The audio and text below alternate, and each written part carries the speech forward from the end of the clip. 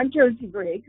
I'm editor-in-chief of the Journal of the American Society of Nephrology. Each month, I do a short podcast describing some of the highlights in this month's issue. And today, I'm going to tell you about 3 papers that I think are of broad interest. First, to start with COVID. Disparities among hemodialysis patients with COVID-19 are the topic of an important paper published in this issue. The authors are Drs. Pumapalli et al. COVID-19 has disproportionately affected socially disadvantaged populations.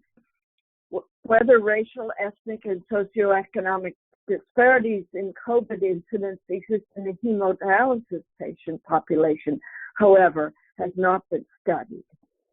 The authors examined the association of a race, ethnicity, and validated neighborhood-level index of social vulnerability, examined the association of those indices with acquiring symptomatic COVID-19 among patients receiving in-center hemodialysis from a New York City dialysis organization.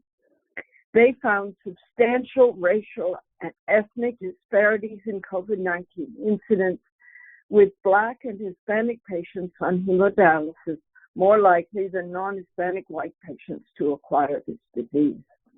Neighborhood-level socioeconomic status, minority status and language, and housing crowding were all positively associated with COVID-19 acquisition. Among non-Hispanic white patients, but these differences did not explain racial and ethnic disparities, which were even of greater magnitude. And these findings tell us that target strategies are needed to mitigate excess COVID-19 risk, risk that is still very much with us among our socially vulnerable patients on dialysis. I also want to tell you about an interesting study, a hypothesis generating in many ways, that examines iron and iron markers, biomarkers, and mortality in non-dialysis kidney disease. Dr. Guedes et al. Examined the association in non-dialysis CKD patients on iron measures. It's known in heart failure patients that iron deficiency and treating iron deficiency improves cardiovascular outcomes regardless of anemia.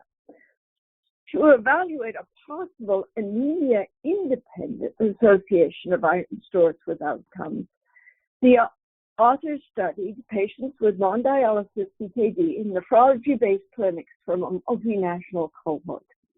They show that iron deficiency, as reflected by the transferrin saturation index, associates with a higher risk of mortality and cardiovascular events in CKD patients, regardless of the presence of anemia. Intervention studies of the effects of treating iron deficiency are needed to test whether our anemia-focused paradigm of managing iron deficiency in this population is optimum. But this study certainly suggests that this is a valuable strategy to pursue with rigorous randomized trials. And the third exciting paper in this issue examines a novel target in antiglomerular basement membrane disease, a devastating illness well known to nephrologists. Anti-GBM disease clinically presents as rapidly progressive GN and often is accompanied by pulmonary hemorrhage. The autoantibodies that mediate the disease typically recognize cryptic epitopes within collagen in the glomerular and alveolar basement membrane.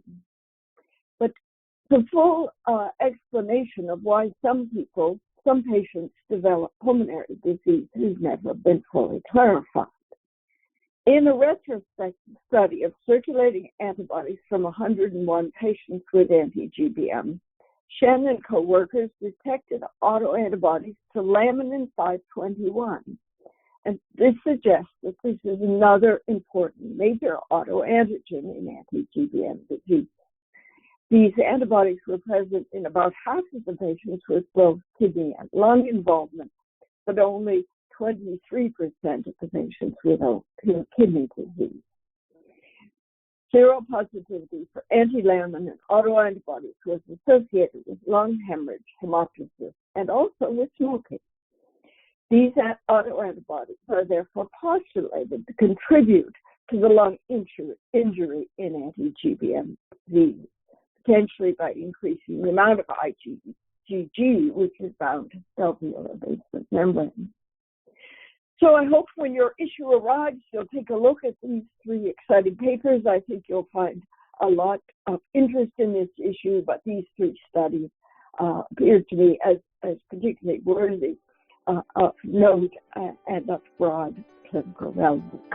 Thank you for listening. This podcast is copyrighted by the American Society of Nephrology, all rights reserved. All content in this podcast is for informational purposes only and is not intended to be medical advice. This podcast should not be used in a medical emergency or for the diagnosis or treatment of any medical condition. Please consult your doctor or other qualified healthcare provider if you have any questions about any medical condition or before taking any drug, changing your diet, or commencing or discontinuing any course of treatment.